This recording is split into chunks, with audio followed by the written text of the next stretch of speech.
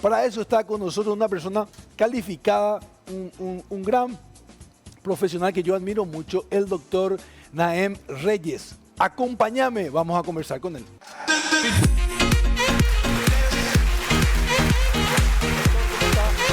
¿Cómo te va? Bienvenido. Placer saludarte. ¿Cómo le va? Todo bien, gracias. Qué privilegio estar con usted aquí.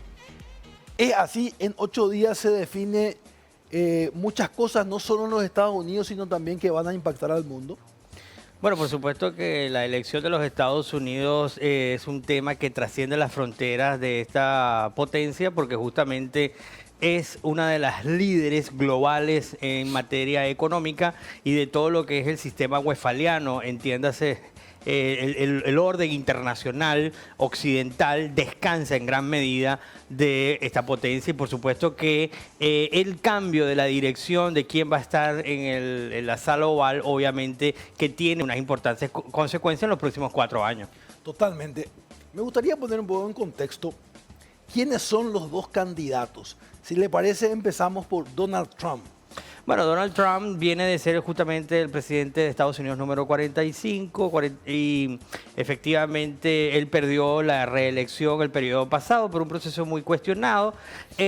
Ha regresado nuevamente como el abanderado del Partido Republicano. Entiéndase que en los Estados Unidos es un sistema bipartidista, donde solo hay 2 partidos, el Partido Republicano, que es entendido por conservador, que la prensa woke y la prensa, digamos, liberal tiende a decir lo que son los conservadores, que son los reaccionarios, ultraderecha, lo cual no es cierto, conceptualmente hablando.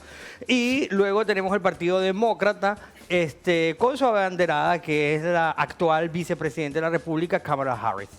Kamala Harris hasta hace poco se declaraba, ni siquiera figuraba en los planes. Recordemos que, para hacer una historia breve, hace quizás 3 meses veíamos a un Joe Biden como candidato, incluso en debates presidenciales. Recuerdo en julio, con la CNN, que fue el gran debate con Donald Trump, donde él se quedó colgado, se olvidó en parte del discurso, y después de eso viene el nombramiento de Kamala Harris. ¿Fue así, doctor? Bueno, es que hay que recordar que Kamala, en todas las entrevistas anteriores a ese debate que tú estás mencionando, ella decía que el señor Joe Biden estaba en óptimas condiciones y que iba a ganar. Entiéndase que Joe Biden es un octogenario, y cuando todas las evidencias señalaban que Joe Biden tenía ya deficiencias cognitivas, de que estaba muy senil, y bueno, luego se produjo ese debate hace 3 meses, que básicamente no fue que Donald Trump lo destruyó, lo pulverizó en el debate, sino se autodestruyó Biden, quedó en evidencia sus problemas cognitivos, cosas que son normales y que a ti, a mí, a todos los que nos están viendo nos va a pasar si llegamos a los 80 años. Y obviamente que esto generó que figuras importantes dentro del Partido Demócrata como Chuck Schumer, Nancy Pelosi, que son, digamos, los veteranos del Congreso, del partido, terminaron de empujar a Joe Biden del costado para que abandonara y básicamente, la señora Kamala Harris, este es el cuestionamiento que hacemos algunos, es que esa decisión de Biden de no competir debió tomarla mucho antes, de tal manera de permitir que sea una primaria demócrata quien eligiera a su abanderado. Esto no fue así, entonces unilateralmente Biden le regaló todos sus electores. Entiéndase que el sistema estadounidense es diferente a los nuestros, ¿no? Son elegidos por colegios electorales, entonces Biden le cedió a Kamala Harris todos sus colegios electorales y básicamente ella fue elegida por ósmosis. Ósmosis. Eso es muy importante entender brevemente, doctor, solamente para poner en contexto para la teleaudiencia. ¿En qué consiste el sistema electoral de los Estados Unidos, a diferencia del de Paraguay, donde es el voto directo? Claro, allá justamente es el voto indirecto.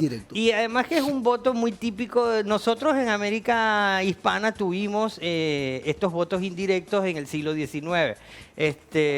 No sé si en el caso paraguayo fue así, pero la mayoría se llama el voto indirecto porque los ciudadanos elegían luego a los colegios electorales. En Estados Unidos, cuando un ciudadano deposita su voto, él no está dándole ese voto directamente a Donald Trump o a Kamala Harris, sino que se lo está dando al representante del colegio electoral por ese partido político. Entonces, allí la competencia se reduce básicamente al primero que llega a lo que ellos llaman the magic number, que es el número mágico. Okay. El número mágico es 270 colegios electorales. Okay. El primer candidato que llega a esos 270 es automáticamente el nuevo presidente de los Estados Unidos.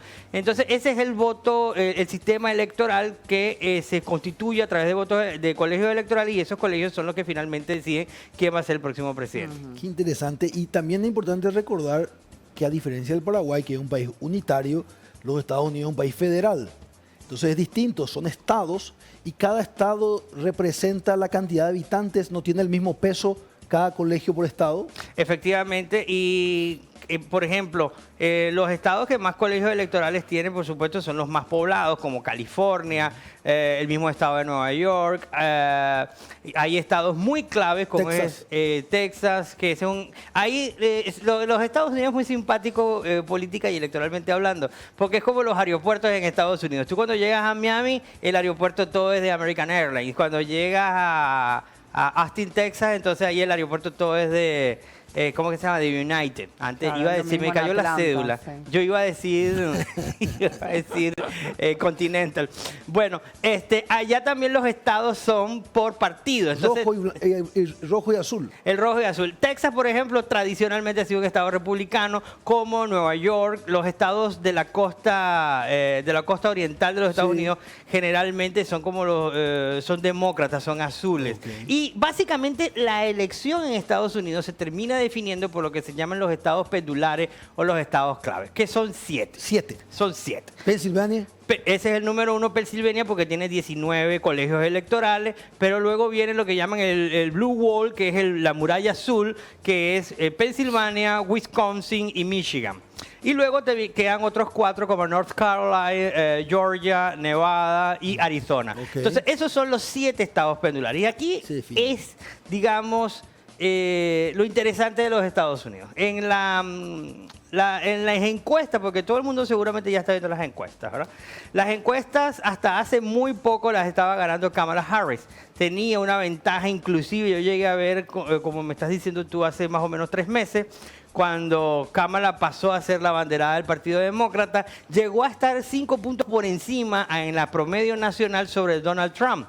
Hoy en día, de hecho, antes de venir yo quise revisar y, por ejemplo, Fox está dando 48-48 en la encuesta nacional a los dos candidatos. Es un empate.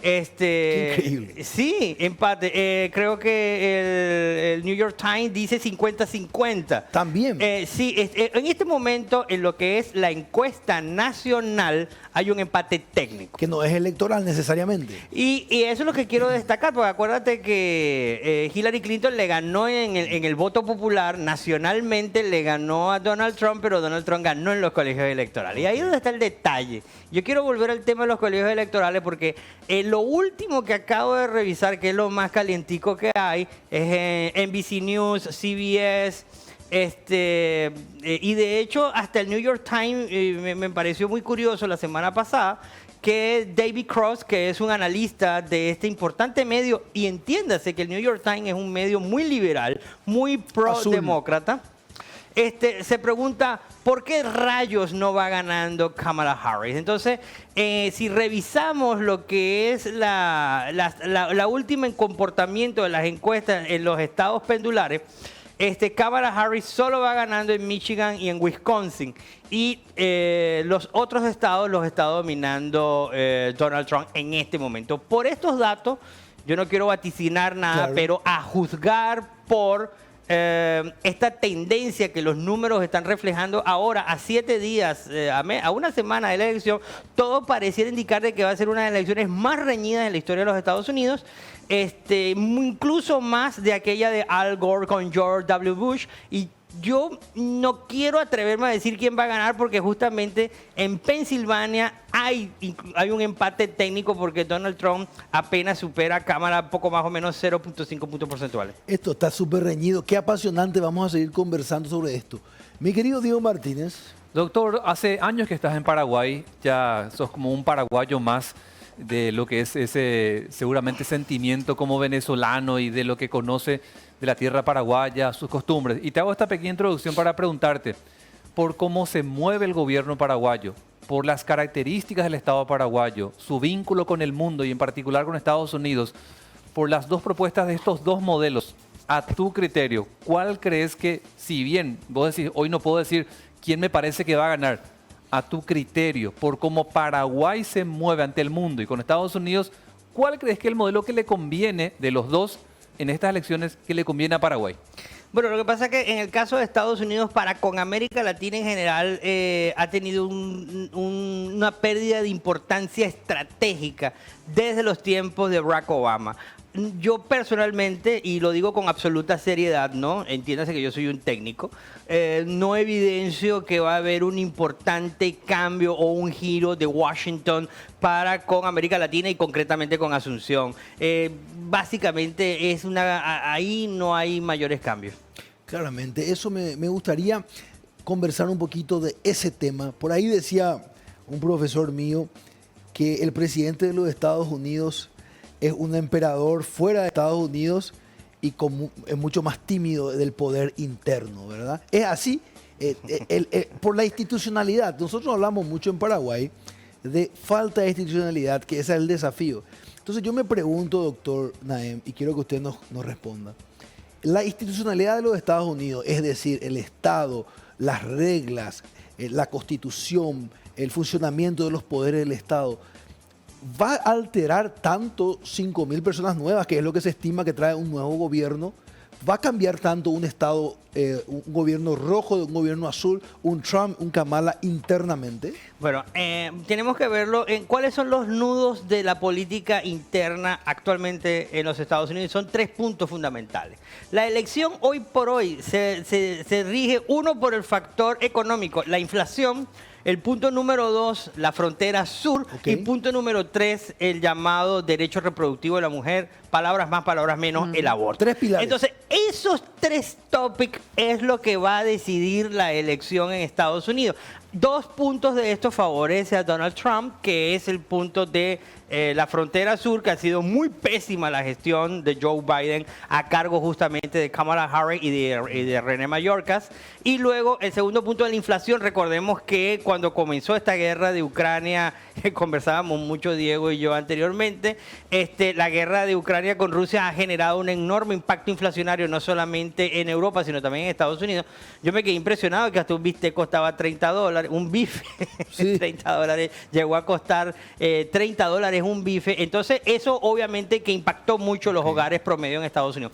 Pero luego tenemos el aspecto del derecho reproductivo, donde básicamente Trump se terminó como siendo el hardcore de lo que llaman los providas, y ha sido una mala propaganda que le han dado a Trump, porque el presidente Donald Trump lo que ha dicho públicamente, y es lo que él hizo realmente, es que como estamos en un sistema federal, que cada estado lo decida. Sin embargo, la prensa woke ha querido decir que Trump es antiaborto. Y luego tenemos Kamala Harris, que es abiertamente pro llamado derecho de la mujer o abortiva. Ok. A ver, claramente me gustaría, si me permite, que nos amplíe. El programa es tuyo. esos tres pilares. Hablando de un tema de la inflación, primeramente, hablemos de la parte económica, si quiere. La parte económica, ¿qué diferencia hay en cómo? Porque a mí me llama la atención cuando hablamos de la izquierda norteamericana como la demócrata, y Estados Unidos es la cuna de la libertad económica, supuestamente del libre mercado. Entonces, ¿qué diferencia va a haber en términos económicos entre un Trump y una Kamala? Ahí ha estado un punto importante. Bueno, yo en Estados Unidos no me gusta mucho hablar de izquierdas ni de derechas. Quizás el más izquierdista fue el senador Sanders. Pero en realidad lo que tenemos en Estados Unidos son más o menos con cargas tributarias menos cargas tributarias para las corporaciones, mayor intervencionismo federal, menos intervencionismo federal. Y en el caso de los Estados Unidos es muy limitado porque, insisto nuevamente, que tenemos un sistema federal. Si un gobierno se excede de su autoridad, un juez federal te puede anular la decisión en un estado. Entonces lo que estamos viendo es que básicamente la política económica de Donald Trump, por ejemplo, él apunta a reducir las tasas, las cargas impositivas en las corporaciones para que sean las corporaciones las que contraten y las que aumenten el nivel de empleo. Esa es la visión de Donald Trump. Mientras que la visión de Kamala Harris, que nunca la ha ocultado, con el señor Tim Walz, que es su compañero de fórmula, ella plantea, bueno, hay que subirles mucho a los impuestos a los ricos y a las corporaciones para después repartirlos en un programa como el Medicare, como programas de asistencia a los inmigrantes o programas de apoyo al movimiento LGBTQ+, ¿no? Entonces, ese es el tipo de políticas que propone Kamala Harris y que son las que apoyan justamente digamos, las sociedades o los estados más liberales de los Estados Unidos, como Massachusetts, como Nueva York. Toda esta costa, la gente de Baltimore, sí, hacia arriba, ellos son los que les gusta más este tipo, de Filadelfia, les gusta más este tipo de política, mientras que hacia el centro de los Estados Unidos tenemos los farmers, que son la gente de la producción, claro, de las industrias. Ellos no quieren intervención del Estado, sino quieren que se les permita producir. Ok, que entonces bastante distinto. Doctor, hablábamos entonces de que existe una diferencia en cuanto a la intervención del Estado en los Estados Unidos. O sea, podríamos decir que es más keynesiana el sistema de Kamala, de los demócratas, y más hayesiano el tema de Trump. Sí, es que justamente ese es el gran debate actualmente, si realmente Kamala va a ser más intervencionista, si va a incrementar el presupuesto público para los programas sociales, y eso implica entonces que necesita cargar más los impuestos a quién se los vas a cargar, si es a las grandes corporaciones, si es al ciudadano promedio. Es decir, ahí es donde está el debate. Pero hay un punto que te quiero destacar, sí, que es el punto de la política exterior. Y ahí es donde sí se ven las diferencias radicales de un demócrata con un demócrata. Por ejemplo, y es allí el debate, ¿qué va a hacer Donald Trump con el conflicto Rusia-Ucrania? Donald Trump ha dicho que él lo va a resolver, cosa que tampoco lo creo, pero confío yo de que efectivamente en caso de ganar Donald Trump, el conflicto en Ucrania se va a resolver en términos muy inmediatos, mientras que Kamala Harris apuesta a elongar este conflicto. Y esto va a tener unas consecuencias. De hecho, ya estamos viendo cómo Olaf Scholz, que es el canciller alemán, se está desmarcando un poco del gobierno de Biden para tratar de llegar a un acuerdo con Putin. Es decir, que también está pendiente el tema de Israel y Palestina. Hemos visto a una Kamala Harris muy vacilante. Al comienzo apoyaba a los palestinos, luego ha sacado, después de un año de la matanza de los kibbutz en Israel, apenas se pronuncia Kamala Harris luego de un año, y esto lo está haciendo porque Kamala Harris realmente es más pro-Palestina que de esta tendencia tradicional de los Estados Unidos de apoyar a Israel. Queda pendiente el tema de Maduro. ¿Qué demonios vamos a hacer con Maduro? Ya Kamala Harris dio una entrevista realmente que yo no la entendí. Ella dijo que no iba a utilizar las Fuerzas Armadas, pero que había que apoyar la decisión del pueblo. Es decir, ni ella misma sabe qué fue lo que ocurrió en Venezuela. Queda pendiente en otros temas, Nicaragua, Cuba. ¿Cómo va a quedar América Latina dentro de la agenda estratégica del Departamento de Estado de los Estados Unidos? Temas comunes como el combate al crimen organizado, el narcotráfico, es decir, la migración, que es lo que más le importa. ¿Y cómo se va a entender Donald Trump con la doctora Sheinbaum en México? ¿Cómo va a ser Kamala Harris con la doctora Sheinbaum? Esos sí son los grandes temas que da para un programa más amplio. Qué interesante. Solamente para recordar a la ciudadanía el tema woke, ¿verdad? Una palabra que acá no está todavía muy popularizada. El woke es básicamente lo que le decimos el progresismo en el Paraguay. ¿Existe realmente una tendencia woke de los demócratas y anti-woke o más tibia de los republicanos? ¿Qué es mito y qué es verdad? Bueno, a mi juicio sí, casi todo el Partido Demócrata es un partido muy woke, muy progresista. Recuerda las mismas declaraciones de Joe Biden, que él decía: yo soy un presidente progresista. Y el wokeismo es eso, es irse con esas grandes tendencias de los movimientos de lo que llaman las minorías, como el LGBTQ+, los inmigrantes, el tema pro-Palestina. Es decir, es apoyar a estas causas, ¿no? Y a veces se pierde la lógica, se pierde el sentido de la biología, por ejemplo, esto de que tienen que ser baños diversos, o que un hombre puede entrar en un baño de una mujer porque él se considera hombre, y entonces que hoy en día en Estados Unidos, yo lo coloqué esa frase en mi más reciente libro. Sí. ¿Qué es una mujer?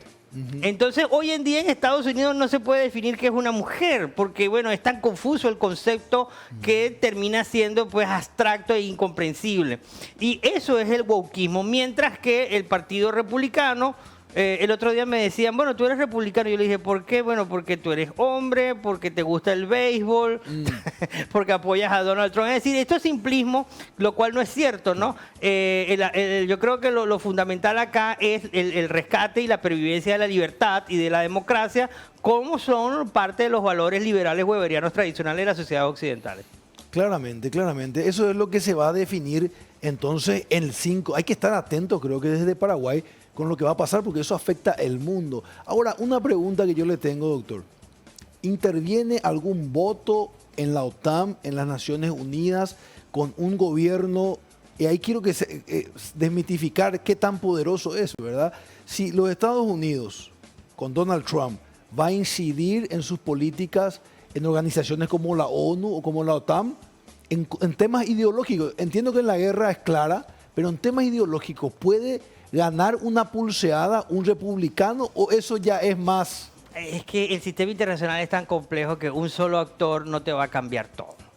Quizás puede de alguna manera hacer una suerte de liderazgo, pero lo que las Naciones Unidas hoy por hoy, desgraciadamente, está dominado por, digamos, factores de la izquierda. Para nadie es un secreto, por ejemplo, que esté Cuba, Irán, llegó a estar Venezuela en el Consejo de Derechos Humanos, por ejemplo. Es algo absurdo, y esto es justamente porque la mayoría de estos burócratas son de izquierda e impulsan este tipo de agenda. Yo no creo que vaya a haber mayor cambio a nivel internacional, pero por lo menos en estos pequeños organismos regionales como la OTAN, aquí sí va a haber un cambio importante, porque bueno, ahí Estados Unidos ejerce un liderazgo directo.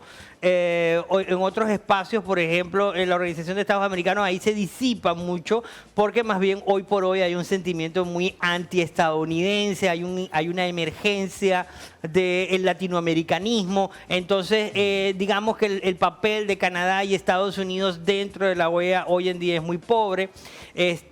Yo lo que sí quiero decir algo, los pocos minutos que nos quedan, es algo muy simple.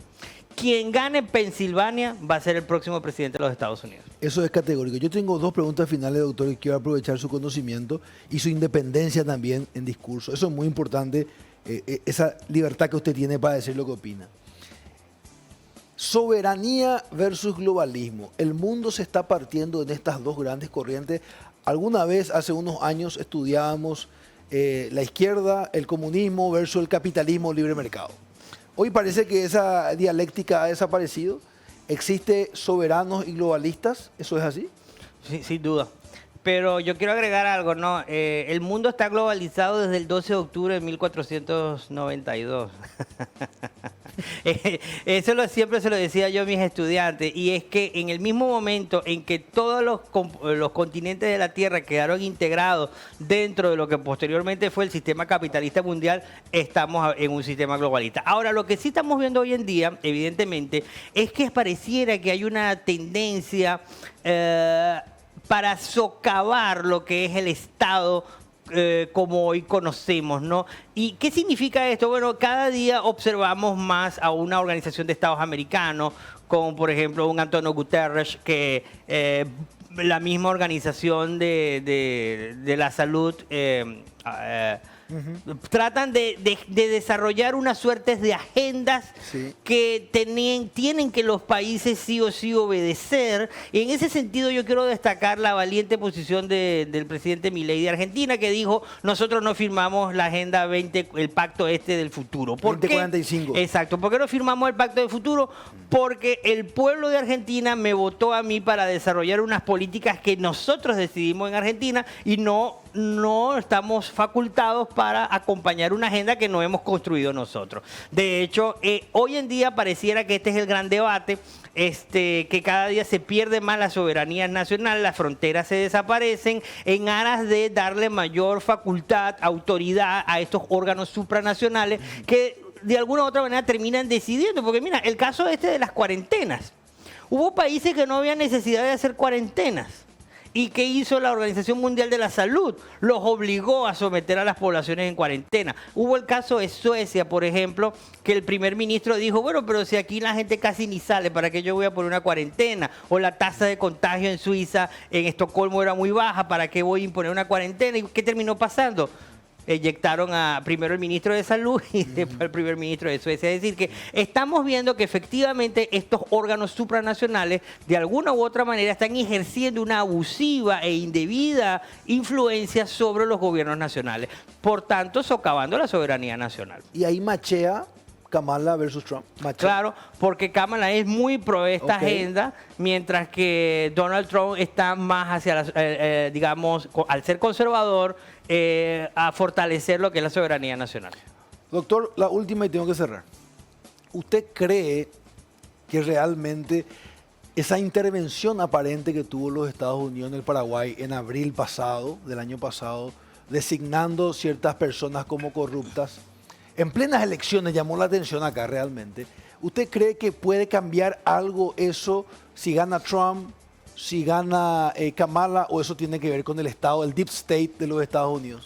Bueno, el Deep State es muy teoría de conspiración. En todo caso, yo acompaño que creo que hubo una excesiva y poco tradicional, poco habitual desarrollo de la gestión del diplomático estadounidense en cualquier país. No se estila eso.